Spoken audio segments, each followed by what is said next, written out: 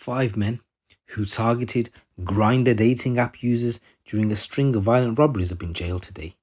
The gang stole more than £100,000 from victims in a 10-month rampage in Birmingham as well as in Derby between April 2023 and February 2024.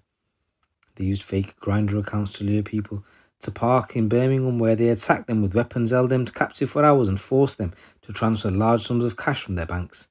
Many victims are hospitalised, and the crooks also struck in Derby, where they faked injuries to trick members of the public into helping them before pouncing on them. Jamali Hadza, Abu Bakr al-Azawi, Ali Hassan Mohammed Sharif and Wasim Omar have all been jailed. So the prosecutor today, Mr. Matthew Brook Casey, began his submissions and he summarised the case history, stating Hadza and al-Azwi pleaded guilty after the opening of the trial. He told the court the case concerns a hate crime which is aggravated by hostility related to orientation. He stated there is no doubt the defendants were targeting men.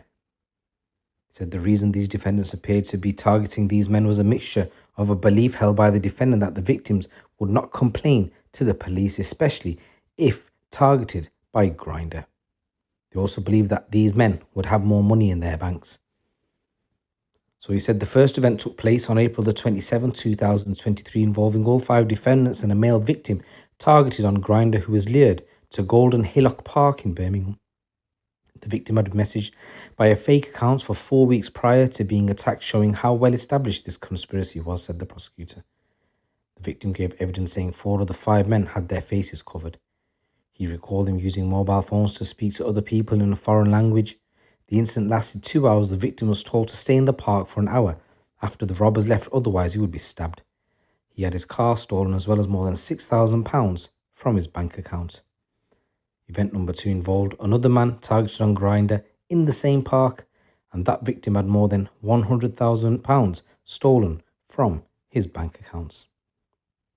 The victim said he blamed himself for the incident. The man said he broke down at the time and there was a funeral, and he actually realised that it could have been him in the coffin. He said the attackers knew what they were doing. They were cold and calculated.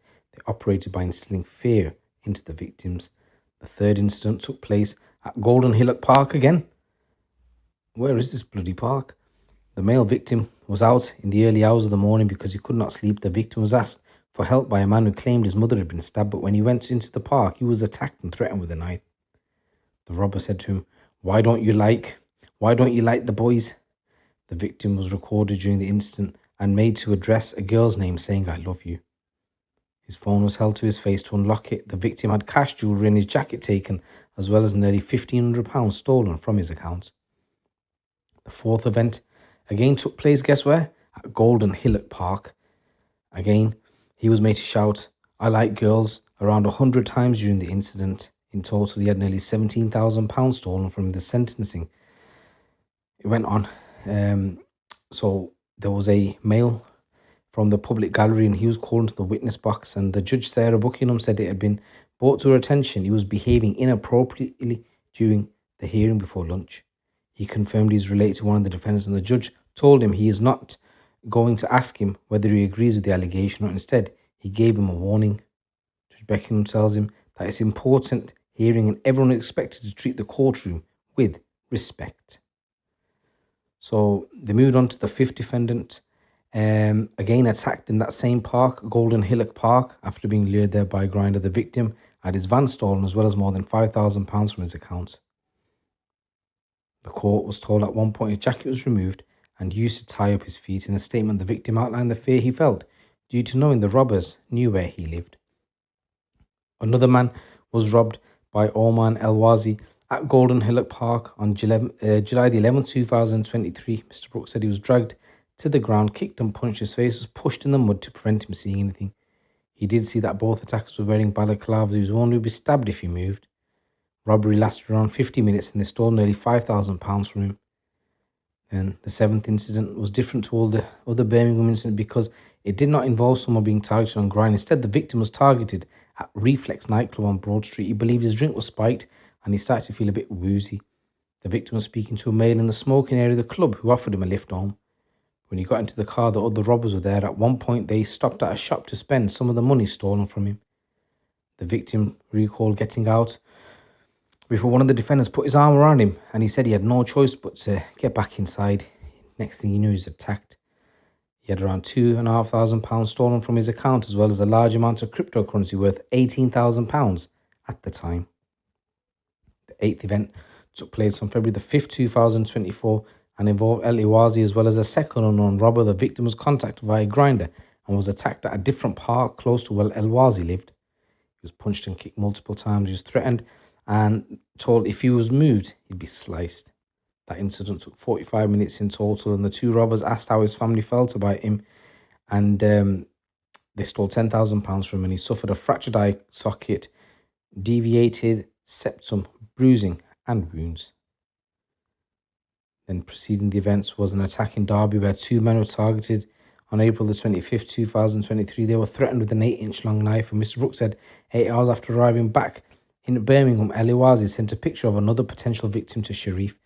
The message said, "Guy lives alone. Look at his neck in relation to the necklace he was wearing." El Iwazi had told Sharif the target male had been told to meet him at 7 p.m. that day.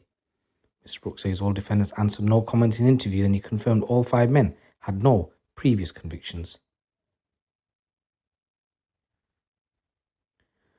So with regards to mitigation, one of the solicitors for Hadza told the court that he referenced his outline, good community work he's done. He confirmed his client was the first to plead guilty. He said his young man was 20 at the time of his involvement, urging the judge not to find him dangerous and defined by law. He said Hadza has been assessed as showing immaturity and a lack of consequential thinking, and he expressed his clear remorse and regret as well as demonstrated victim awareness. The defense for El Iwazi said there's little mitigation other than his guilty plea. He tells the court his client feels deep remorse. He said he got into debt and the only way he could get himself out was to get involved in crime. He said he's tried to educate himself whilst in custody. And the defense for Hassan told the court that her client maintains he was not involved in the Broad Street incident, and he distanced himself and ended his involvement in this in May 2023. He got involved due to having significant amounts of debt, and his involvement did not clear his debt. But he tells when he came to his senses, he realized his actions and realized the impact it was having on the victims and ended his involvement. And he said he shows deep remorse for the Grindr victims. The defense for Omar told the court that his client has shown excellent conduct whilst in HMP Birmingham and has the highest level of privileges, adding that he has expressed remorse. It says that in 2020, he was a target of an attempted murder in a case of mistaken identity during which he was nearly stabbed and shot. There was a backdrop of financial difficulty to his involvements in the robberies, and it's clear he's been immature and lacking proper thinking, and he's on his way to improve. And the defense for Sharif said his client said at the time of his involvement, the contemplation of the plan, he's really sorry for what's happened and he wishes it never happened. So the judge sentenced them as follows.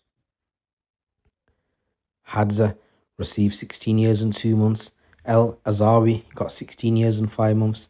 Hassan got 16 years and 9 months. Omar got 17 years and 3 months. Sharif got 12 years. The judge concluded she did not find any other defendants to be dangerous, which would have warranted extended sentences. Instead, she confirms they will serve up to 2/3 of their term in custody before release.